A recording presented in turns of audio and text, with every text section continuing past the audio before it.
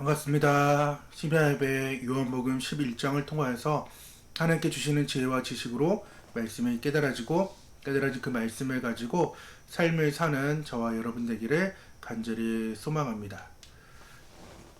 오늘의 개요는 예수께서 나사로가 병들었다는 소식을 들었으나 이틀을 더 머무신 후에 베다니로 가셨습니다. 나사로는 이미 죽어 무덤에 있던 상태였고, 또한 마르다와 마리아는 예수께서 나사로의 죽음을 애통하며 맞이했습니다. 예수께서는 자신이 이제 부활이요 생명임을 선언하시며 나사로를 무덤에서 나오게 하셨습니다. 그 일로 통하여서 많은 유대인들이 이 사건을 보고 예수를 믿었으나 대제사장들과 바리새인들은 예수를 죽이기로 결의한 내용이 오늘 요한복음 11장의 내용입니다. 오늘의 단어는 표적, 이제 마지막 7번째 그 때, 그리고 자기선언 5번째입니다. 계속해서 말씀드리지만은 이제 오늘로 마지막이겠네요. 표적이라는 것은 이제 수많은 표적이 있었지만은 특별히 요한복음에서 말하는 그 표적은 7개의 표적은 안내판과 표지판과 같은데 그것을 알려주는 그 길은 마지막인 이 궁극적인 십자가를 알려주는 것이며 그리스도의 고난과 순환 그리하여서 하나님의 목적을 이루기 위해 온 메시아임을 그리스도임을 지금 말씀해주고 비춰주고 보여주는 것이 표적에 행하는 일이라는 것입니다. 그래서 오늘 마지막 7번째 표적이 나오는데 첫 번째는 가나의 혼인잔치, 두 번째는 왕의 신의 아들을 살리심, 세 번째는 38년 된 병자를 고치심, 네 번째는 오병이어, 다섯 번째는 물 위를 걸으심, 여섯 번째는 날 때부터 소경된 자를 고치심, 일곱 번째는 죽은 나사로를 살리신 이 표적이 즉 십자가를 향한 표적이며 영광을 알려주는 그러한 표적입니다. 오늘의 표적 그리고 오늘의 사건은 너무나도 잘 알고 있는 사건입니다. 죽은 나사로를 살린 그러한 사건이자 오늘 마지막의 이 표적. 개요에서 보셨다시피 이 마지막 그 때, 카이로스의 때가 차기 시작하니까 이제 십자가를 향하는 그 일들이 계속해서 보여지게 되고 또한 그 일들로 통하여서 특별히 이 마지막 표적을 통하여서 수많은 사람들이 예수를 믿게 되었지만은 반대로 대제사장들과 바리새인들은 이제 예수를 죽이기로 결의했고 누구든지 예수를 발견하면은 이제 붙잡게 하려는 이제 그러한 모의들을 또한 그 일들을 진행하고 있습니다. 그 전만 해도 죽이려고 해도 죽이지 못하는 상황이었지만 이제는 유월절이라는 그 절기가 가까이 오며 또한 십자가 달리실 그 예수님의 때들이 이제 점점점 가까이 오게 됨을 우리는 이 표적들, 마지막 표적을 통해서 볼 수 있게 된다라는 것입니다. 그래서 이 십자가의 사건을 통하여서 마지막 이 표적을 통하여서 부활의 영광을 지금 보게 하는 것인데 오늘 이 11장의 사건은 예수님께서 엄청 사랑하는 한 가족이 있습니다. 그 가족은 나사로, 마르다, 마리아 이렇게 3남매로 이루어진 가족이며 부모님이 이렇게 돌아갔는지 어떤지는 모르겠지만 상황적으로 나오지 않지만 여튼 지금 3남매만 소개되고 있습니다. 그런데 모든 유대인들의 일들을 하며 또한 모든 것을 책임졌던 그 오빠인 나사로가 죽음으로 인하여서 이제 마르다와 마리아는 삶이 이제 각박해질 상황에 놓여졌고 또한 마르다와 마리아는 이 사건을 이제 내가 사랑하는 그 예수님께 알리게 되었습니다. 그러면은 예수님께서 마리아와 마르다 특별히 나사로를 사랑했다면은 바로 오실만도 한데 예수님께서는 이상하게 이틀을 있는 곳에 더 유하시고 나중 돼서 이제 나사로를 살리기 위하여서 움직이게 됩니다. 이렇게 하신 이틀을 더 유하신 이유는 나사로의 병은 죽게 될 병이 아니라 오히려 하나님의 영광을 위한 병이었고, 그로 인해 하나님의 아들인 예수님도 영광 받을 것을 제자들에게 말씀하고 있는 것입니다. 오늘 사전의 말씀인데, 예수께서 들으시고 이르시되 이 병은 죽을 병이 아니라 하나님의 영광을 위함이요 하나님의 아들이 이로 말미암아 영광을 받게 하려 함이라 하시더라 라고 말씀을 제자들에게 했다라는 것입니다.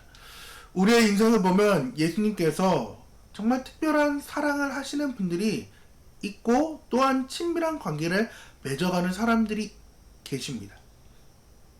또한 믿는 자녀라면은 더군다나 그 일들은 두말할 것이 없이 예수님의 그 사랑이 있습니다. 하지만 예수님께서는 우리의 인생에 때로는 깊게 관여하지 않는 것처럼 마치 이틀을 유하하면서 내 문제는 찾아오지 않는 그러한 모습을 발견하지만은, 그러한 이유를 우리는 바로 알아야 됩니다. 오늘의 말씀처럼 우리를 통하여서 그 영광 받기를 위한, 우리의 문제를 통하여서 하나님께 영광 받기를 원하시면서 우리의 믿음들을 체크하고 있다라는 것입니다. 그래서 그 믿음이 궁극적으로는 하나님께 영광을 돌릴 수 있는 기회를 제공하고 있다라는 사실입니다. 그렇게 예수님께서 이틀을 기다리신 후에 예수님께서는 이제 때가 되었으니 제자들에게 이야기합니다. 가자, 잠자는 나사로를 깨우자라고 말씀합니다. 제자들은 이 말을 이해하지 못하니까 예수님께서는 나사로가 죽었다라는 말을 한 번 더 이야기를 하면서 그 일들, 즉 영광, 부활의 사건을 그들이 알기를 원했다는 것, 제자들이. 이렇게 이틀을 유하고 출발하다 보니까 날짜로는 사흘이 지난 상황이었어요. 나사로는 무덤에 있었으며 그 죽음은 시간상 확실한 죽음이 되었습니다. 예수님이 찾아가니 동생들이 난리가 났습니다. 울음바다가 완전히 되어버렸습니다. 예수님께서 일찍만 찾아오셨어도 오빠는 죽지 않았을 거라. 왜 이제서야 왔는지, 오빠를 왜 못 보게 했는지, 예수님 너무 서운하다고 이렇게 마르다가 언니가 계속해서 울기 시작합니다. 오빠 살려내라고. 그때 예수님께서 말씀합니다. 오는 그 마리아를 붙잡고 오빠 살아날 거야. 오빠 살아나. 그때 마르다가 이야기합니다. 예수님, 저도 알아요. 마지막에는 살아날 것을 나도 알아요. 하지만 지금은 아니잖아요. 예수님, 오빠 지금 죽어서 이미 나흘이나 지났어요. 그러면서 다시금 펑펑 우는 그 마르다의 믿음, 천국에 소망은 있었지만은 그것은 장래 일에 대한 소망이지 현재의 소망이 아니었어요. 지금의 소망이 아니었어요. 그 믿음은 장차 올, 어차피 죽고 나서에 대한 그 부활의 믿음은 있었지만은 현재의 그 부활의 믿음은 없었다라는 것입니다. 마르다는 예수님의 그 능력을 인정하고 장래의 부활을 믿었지만은 오늘의 부활, 오늘의 생명주는 예수님에 대해서는 확신이 없었다라는 것입니다. 예수님께서는 아는 믿음, 이제는 그 실제의 믿음, 그 야다의 믿음, 즉 부활을 확신하는 믿음이 되기를 원했다라는 것입니다. 그러면서 그 우는 마르다에게 5번째 자기의 선언을 하십니다. 우리 같이 읽어볼까요? 예수께서 이르시되 나는 부활이요 생명이니 나를 믿는 자는 죽어도 살겠고 무릇 살아서 믿는 자는 영원히 죽지 아니하리니 이것을 내가 믿느냐. 예수님께서는 오빠의 사건인 그 병든과 죽음을 통하여서 이 마르다 고백의 믿음에서 장차에 그 죽고 나서 이제 부활할 그 영광은 알았지만은 현재의 그 믿음이 이제 그 고백이 확신의 고백으로 예수님은 바뀌길 원했어요. 동생 마리아는 부족한 믿음에서 충분한 믿음, 충만한 믿음으로 변하길 원했다라는 것입니다. 예수님께서는 우리에게 일관적인 믿음을 요구하지 않으십니다. 자기 선언 3, 4번, 즉 양의 문과 선한 목자의 말씀을 우리 어제 살펴보므로 예수님께서는 우리를 각각 불러낸다라는 것입니다. 각각. 그렇기 때문에 마르다에 있는 그 고백의 믿음에서 확신의 믿음을 동일하게 마리아인 동생에게 고백의 믿음과 확신의 믿음을 심어주려는 것이 아니라 마리아에게는 부족한 믿음이 충분한 믿음을 그렇게 바뀌길 원했다라는 것입니다. 마리아는 예수님께 삐져 있었습니다. 솔직히 엄니도 삐져 있었어요. 그래도 엄니라서 나가서 예수님을 영접하고 맞이했지만은 마리아는 삐져가지고 쳐다보기도 싫었던 거예요. 그런 마리아를 알고 예수님께서는 마리아를 부르십니다. 마리아는 예수님께 와서 다시금 마르다와 언니와 똑같이 애통하며 눈물을 흘리면서 예수님께서 오셨더라면은 우리 오빠는 죽지 않았을 것이라고, 왜 이제서야 왔냐고 그 믿음, 즉 부족한 믿음을 예수님께 있는 모습 그대로 드러냅니다. 그러할 때 수많은 사람들이 마리아가 자기 오빠에게 무덤에 가는 줄 알고 가는 도중에 그 표적들을 본 사람들이 이야기합니다. 맹인은 눈을 뜨게 해도 아무리 잘난 저 예수 양반이라도 죽은 사람은 어떻게 해결하지 못하지 라는 그 이야기를 들을 때에 예수께서는 그 비통한 마음을 가지고 또한 안타까운 눈물을 가지고 애통의 눈물을 가지고 무덤 앞에 이제 가게 됩니다. 그리고 마르다에게 계속해서 잘못된 이야기를 하고 있는 그 마르다, 부족한 고백을 하고 있는 마르다. 예수님, 오빠가 죽은 지 나흘이나 되었고 썩은 냄새도 난다. 예수님의 능력으로 이 일을 할 수 없다의 반응을 보이자 예수님께서는 다시금 말씀합니다. 이성적인 믿음에 붙잡혀 있을 때에 예수님께서는 진짜를 알려주면서 다시금 경험케 하시는 거예요. 40에서 42절인데 예수께서 이르시되 내 말이 내가 믿으면 하나님의 영광을 보리라 하지 아니하였느냐 하시니, 돌을 옮겨놓으니 예수께서 눈을 들어 우러러 보시고 이르시되 아버지여, 내 말을 들으신 것을 감사하나이다. 항상 내 말을 들으시는 줄을 내가 알았나이다.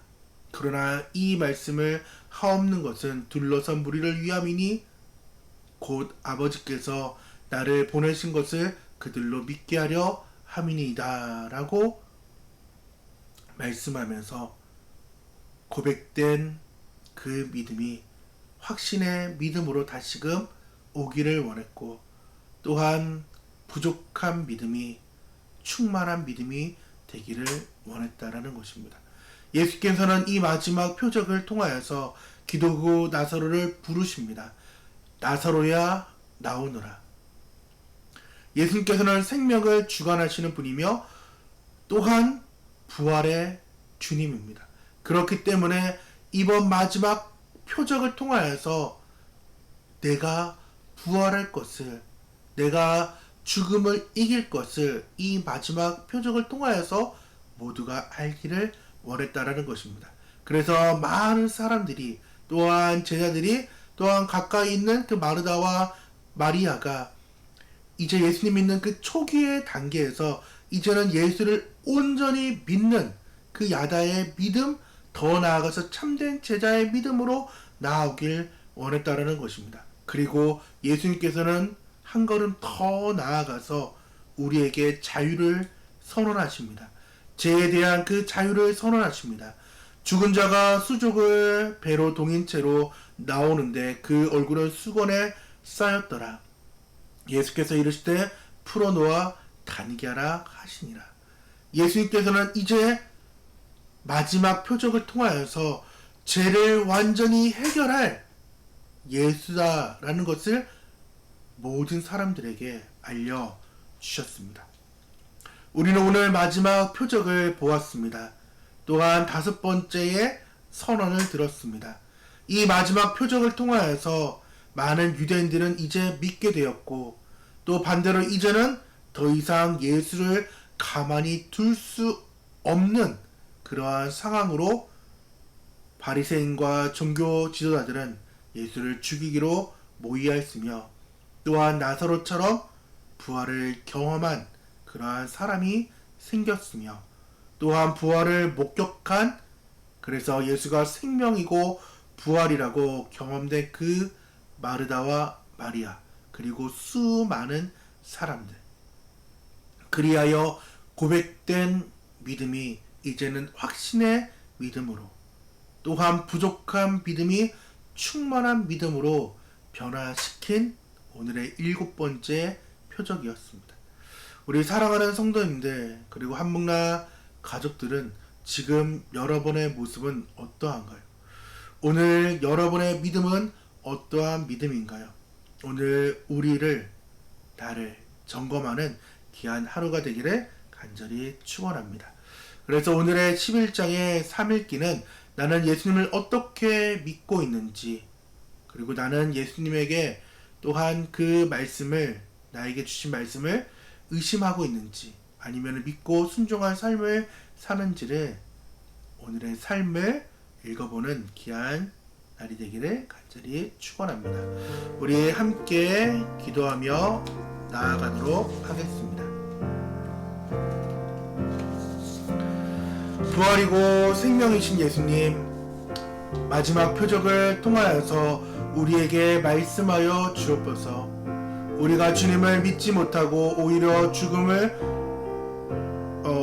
주님을 죽이려 하는 자들과 같지 않은지를 오늘 점검할 수 있도록 도와주시고, 또한 마르다와 마리아와 같이 믿음이 어떠한지를 또한 점검하기를 원합니다. 또한 나사로처럼 말씀이 실제가 될 수 있는 삶이 될 수 있도록 도와주셔서 그 실제가 된 말씀을 믿어 온전히 주님을 따르는 그러한 제자의 삶을 살게 도와주셔서 예수를 부인하는 삶이 아닌 예수님을 증거하는 삶이 될 수 있도록 우리의 삶을 축복하여 주셔서 예수님의 이름으로 기도드립니다.